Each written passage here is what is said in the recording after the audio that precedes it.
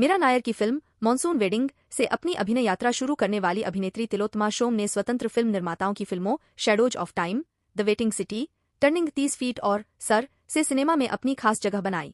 Film sir के लिए वह फिल्मफेयर पुरस्कार भी जीत चुकी हैं।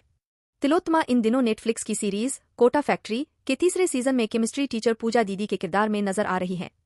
सीरीज के मुख्य किरदारों जितेंद्र कुमार और तिलोत्तमा से अमर उजाला के सलाहकार संपादक पंकज शुक्ल ने एक खास मुलाकात की।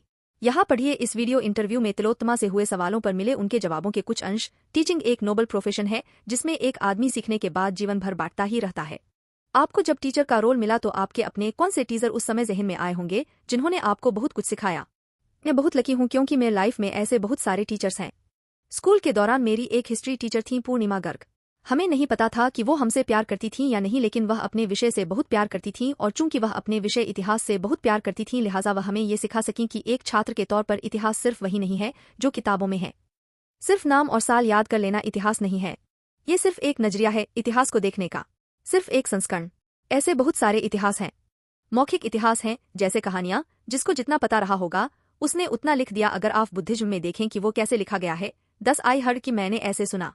हाँ, ये बहुत रोचक बात है कि हमारे धार्मिक ग्रंथों में भी, पुराणों में भी है कि शिव पार्वती को सुना रहे हैं, काकभूषुंडी गरुड़ को सुना रहे हैं, सब एक दूसरे को सुना ही रहे हैं। तो ये पूरा विचार ही बहुत रोचक है कि यहाँ कुछ भी तयशुदा नहीं है। किसी एक बात को कहने के समझने के बहुत सारे विचार बिंदु हो सकते हैं। तो ये बहुत दिलचस्प था हमारे जैसे युवाओं के लिए कि जो कुछ भी हम पढ़ रहे हैं वो तो सिलेबस है, लेकिन हमारे एनसीईआरटी को ये नहीं पता कि इतिहास तो और भी बहुत कुछ है, इससे बाहर भी है। और इतिहास के साथ भाषा का क्या रिश्ता है, इतिहास के साथ विज्ञान का क्या रिश्ता है। ठीक है, हिस्ट्री से अब केमिस्ट्री पर आते हैं। कितना कठिन रहा होगा आपको कोटा फैक्ट्री के तीसरे सीजन में हाइड्रोजन की लव स्टोरी समझाना। मैं साइंस की स्टूडेंट थी 12वीं तक। बायो, केमिस्ट्री और फिजिक्स की ही पढ़ाई की और मुझे इस कॉम्बिनेशन से प्यार भी था। प्यार इसलिए कि मेरे पिता के एक मित्र बहुत ही अच्छे भौतिकशास्त्री थे। मेरे माता पिता को मुझसे पढ़ाई को लेकर कोई उम्मीदें नहीं थी, लेकिन पता नहीं कैसे मेरे दिमाग में ये बात घर कर गई कि मैं पढ़ाई में अच्छी नहीं हूँ।